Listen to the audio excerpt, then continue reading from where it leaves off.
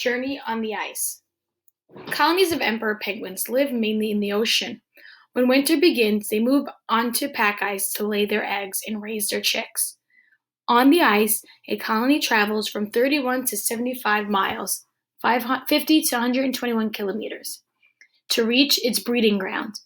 A breeding ground is the area where a colony of penguins mates and lay eggs. The penguin travel for days by walking or tobogganing. Don't even know what that word pronounced correctly. Penguins toboggan by sliding on their bellies, using their wings, feet to push themselves along. No food for the journey. Emperor penguins do not eat any food from the time they leave the ocean until they return to it. While they are on pack ice, penguins live off their blubber. Blubber provides them with the energy they need to survive. Penguins also do not drink water on the pack ice. They eat snow to get the water they need to survive. Penguin party. A colony of penguins reaches its breeding ground by May. Most breeding grounds are in sheltered areas on the pack ice, where large ice cliffs or steep walls of ice help protect the penguins from strong winds. The colony of penguins and its breeding ground is called a rookery. Some rookeries are small, whereas others are large. There may be as many as 40,000 emperor penguins in a single rookery. Penguin partners.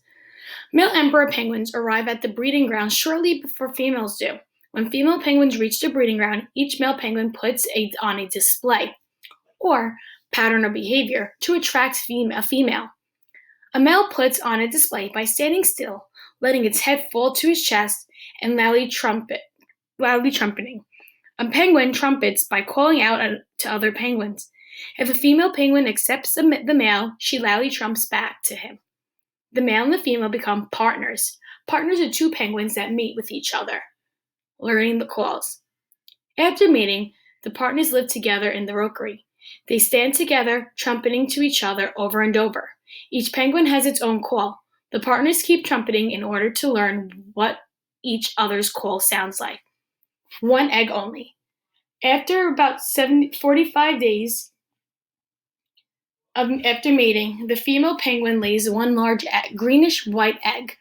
She lays the egg onto her own feet. Most birds build nests in which to lay their eggs. Emperor penguins cannot build nests for their eggs. There are no sticks or grass for building nests, only snow and ice. The emperors and the eggs. Soon after mother lays an egg, she passes it to the father penguin. To pass the egg, the mother gently rolls it from her feet to the father's feet. Both penguins must be extremely careful while they pass the egg. If the egg is on the ice for longer than a few seconds, it will crack. If the egg cracks, the embryo inside the egg dies. Back to the ocean. Once the egg is safely on the father's feet, the mother penguin returns to the ocean to find food. She's used up a lot of her blubber carrying and laying the egg. She must build up more blubber so she can survive in the winter. Warming the egg. A father penguin incubates the egg for the rest of the winter. The father balances the egg on his feet and covers it with his thick, broad pouch to keep it warm. The broad pouch protects the egg from freezing temperatures and harsh winds. Huddle up. Since the father penguins have no food to eat, they must conserve or save energy while they incubate the eggs. They conserve energy by standing still and by sleeping for long periods of time. To stay warm, the father penguins huddle together. The chicks hatch. In early July, the chicks hatch from their eggs. The chicks have black heads with white patches around their eyes and cheeks. They are covered with gray feathers. Chicks are about 6 inches, 15 centimeters tall, and weigh about 11 ounces, 312 grams. Hungry chicks. Newly hatched chicks are helpless. Father penguins must feed their chicks to keep them warm. As soon as the chick hatches, it whistles to ask for food. The father penguin regurgitates or brings up a milky liquid into his beak and feeds it to the chick. The liquid comes from a pouch deep in his throat. The father has only enough food to feed the chick for a short time. However, the mother's return. Mother penguins leave the ocean to return to the rookery soon after the chicks hatch. Scientists are not sure how mother penguins know when they're to make their trip back to their rookery. A mother penguin finds her family among all the other penguins in the rookery by trumpeting loudly. She listens for her partner's return call. The mother and father continue to trumpet back and forth until they find each other. Chick care. When a father and a mother penguin find each other, the father passes the chick quickly from his pouch to her pouch. This is a dangerous time for the chick. If the chick stays on the ice for too long, it freezes to death. Once the chick is safely in the mother's pouch, the father returns to the ocean to eat. By this time, the father has not eaten for about 3 months. He is used to nearly half his blubber. Father penguins may have to walk for days to reach the ocean before they can eat. Mom's turn.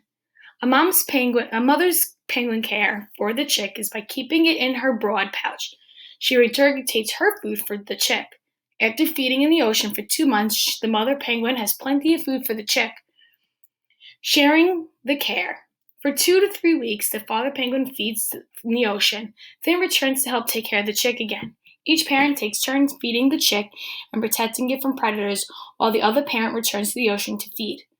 The parents must eat often to survive the winter and providing enough food for their chick to survive. The chicks grow quickly. Chirping chicks. A chick chirps constantly. The chirp is different than any other chick. Each parent learns its chick's call. When the parent returns from the ocean to feed its chick, it listens for the chick's call. It feeds only its own chick.